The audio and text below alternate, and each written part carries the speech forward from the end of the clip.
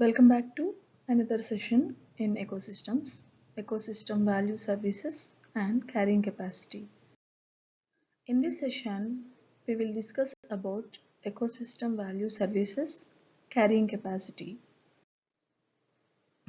Ecosystem value services. The wide range of conditions and processes through which natural ecosystems and species helps to sustain and fulfill the human life. These are called as ecosystem value services. We are getting a wide variety of flora and fauna from ecosystems. Apart from this variety of flora and fauna, what are the other important functions an ecosystem performs? So these are the list of functions that are performed by ecosystems, like they perform photosynthesis by producers, which converts into chemical energy, absorbs carbon dioxide from atmosphere, purifies the air by releasing oxygen, absorbs all the toxic pollutants from the environment, regulates the water cycle, treats the wastewater, controls the climate, pollution, pests, population, etc. So we can categorize all these services as supporting services, provisioning services, regulating services, and cultural services. Under supporting services, the soil formation, biodiversity, primary production, habitat. Under provisioning services, now whatever we are getting from nature, many resources like food, fiber, wood, which cleans water, medicines, etc. Ecosystem provides us many regulating services like climate regulation, pollination, stores carbon and controls the floods. And we are getting cultural services also like inspiration, recreation, education, aesthetic services, etc. For all these functions, we are not paying directly, but when we suffer the absence of these resources which are providing by the environment, we have to pay indirectly. If all these ecosystem functions are evaluated in economic terms, the values are estimated like this in terms of American dollars. So even though all these are the functions which are performed by environment and we are getting now free of cost, but if the resources are over consumed for future generations, we have to pay for all these services.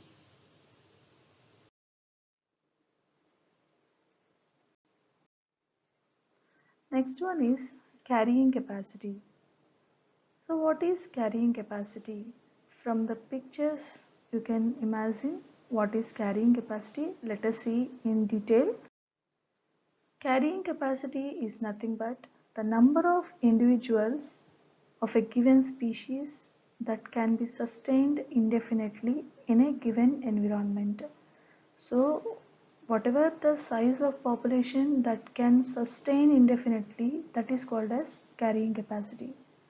Population of different species grow and increase in number through births and immigration, and the size of population always decreases through deaths and emigration. Population of different species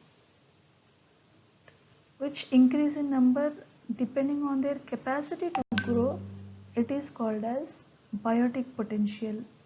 Suppose if the size of population increases depending on their capacity, it is called as biopotential, but that sustains indefinitely in a given environment, it is called as carrying capacity. But no population can increase its size indefinitely. There will be some limiting factors which controls the size of the population, which is nothing but this carrying capacity. This carrying capacity is determined by two factors: the biotic potential of the species and environmental resistance. As the population grows to reach a size approaching its carrying capacity, the growth tends to stabilize, showing minor fluctuations. So here in this picture we can understand the size of the population is increasing depending on their capacity, which is nothing but the biotic potential. But when it is reaching to some stage, the environmental resistance, so many factors of the environment, so it may be the space or the diseases or the natural calamities, etc., they resist the size of the population, which is nothing but the carrying capacity.